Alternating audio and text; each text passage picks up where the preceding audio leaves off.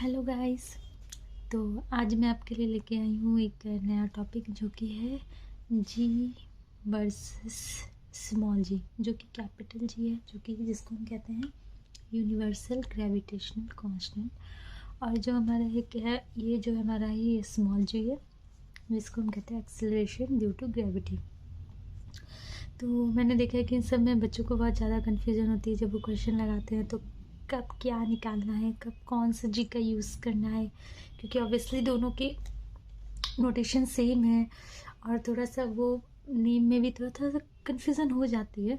तो मैं आज आपको मैं इसको सिंपल वे में एक्सप्लेन करूँगी कि आपको कहीं भी क्वेश्चन में कोई कन्फ्यूजन ना हो, कब आपको कैपिटल जी का यूज़ करना है, कब आपको स्मॉल जी का यूज़ करना है। ठीक है, तो मैं उसके लिए आपको यूज़ करना चाहूँगी कि आपको पता है कि फोर्स के ये दोनों जो है फोर्स के फॉर्मूले में यूज़ किए जाते हैं। ठीक है, तो मैं आपको सबसे पहले बताना चाहूँगी कि जो हमारा फोर्स होता है, अगर हम किसी भी ऑब्जेक्ट की बात करें तो अगर हम उसमें फोर्स देखते हैं तो फोर्स का एक ही फॉर्मूला होता है, वो होता है कि F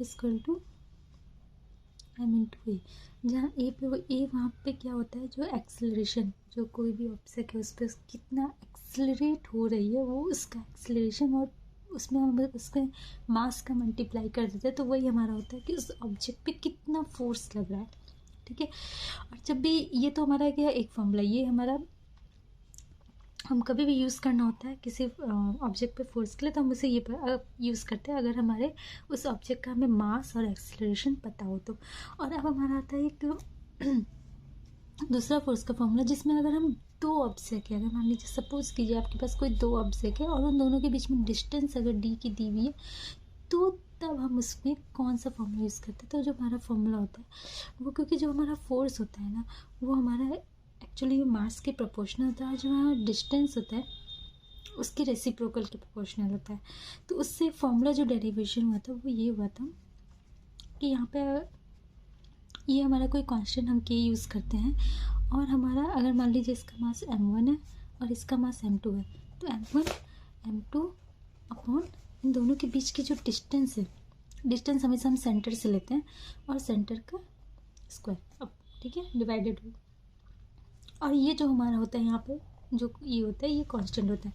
लेकिन अगर हमारे पास वही, अगर आप हमारा ये कांस्टेंट यहाँ पे कुछ भी हो सकता है, ये डिपेंड करता है। ठीक है, लेकिन अगर हम वही बात कर देते हैं जब हम ग्रेविटी की बात लाते हैं, तो ग्रेविटी मतलब क्या हो गया कि हमारा जो हमेशा ग्रेविटी में क्या हो जाएगा, आपका एक ऑब्जेक्ट जो हो जाएगा वो अर्थ, यानी अर्थ से रिलेटेड बात हो रही है। और जब भी अर्थ से रिलेटेड बात होगी तो तब हम क्या करते हैं, सब यहाँ पे अगर एक ऑब्जेक्ट अर्थ हो गया है, अब अर्थ और किसी दूसरे ऑब्जेक्ट के बीच में फोर्स पूछा जा रहा है, तब हम यहाँ पे क्या करेंगे, इस के को रिप्लेस कर देते हैं कैपिटल जी से। यही होता है हमारा यूनिवर्सल ग्रेविटेशनल कांस्टेंट। मैं यहाँ लिख देती हूँ जी m1 m2 अपॉन, अब हमारा हो जाएगा डी स्क्वायर। लेकिन अब ये डी जो हमारा हो जाएगा ये अर्थ की रेडियस में कन्वर्ट हो जाएगा।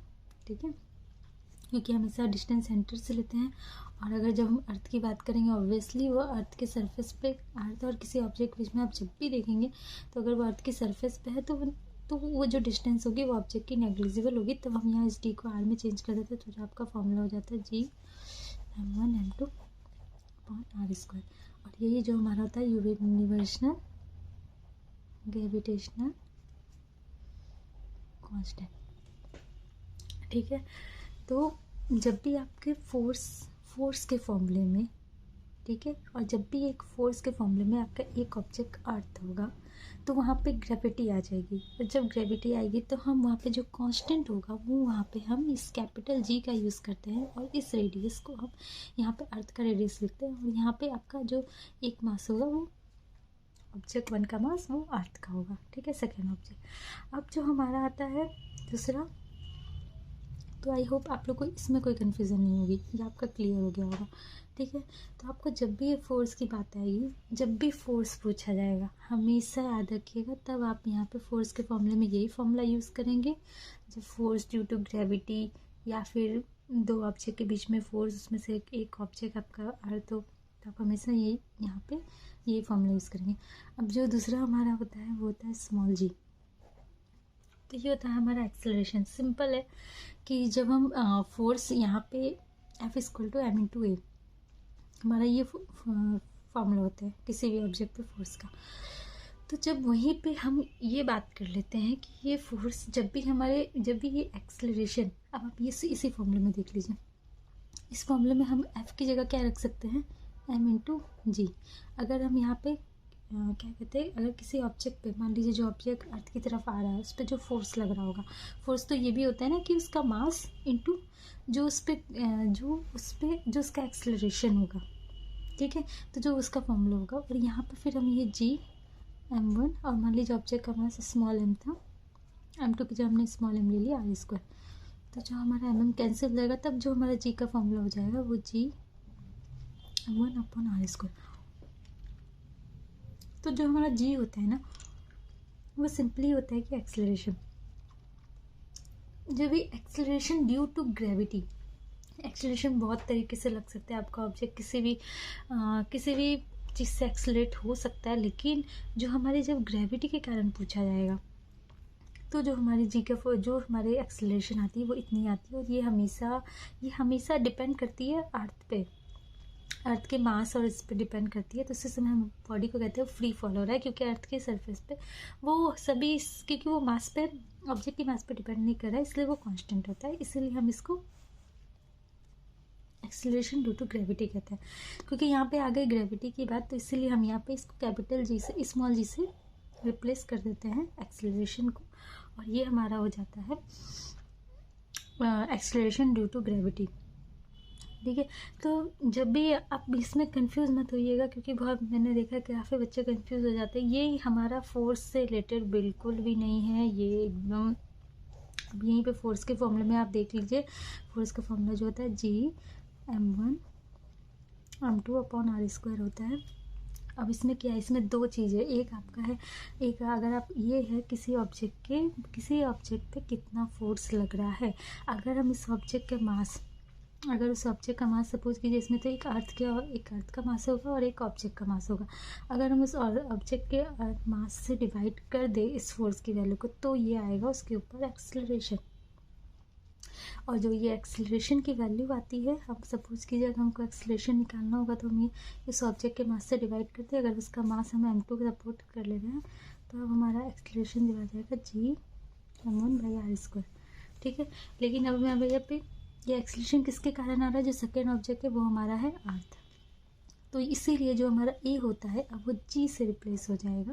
और आपको पता है अर्थ का मास और अर्थ की रेडियस हमेशा कांस्टेंट होती है, वो कभी चेंज नहीं होगी, इसीलिए हम इसको ए जो हमारा होता है एक जी कांस्टेंट, और जो कि कांस्टेंट होता है, ठीक है। वो वेरी करेगा जब आपकी ये रेडियस और ये आपका वेरी करेगी, और ये यूनिवर्सल ग्रेविटेशनल कांस्टेंट हमेशा कांस्टेंट होता है।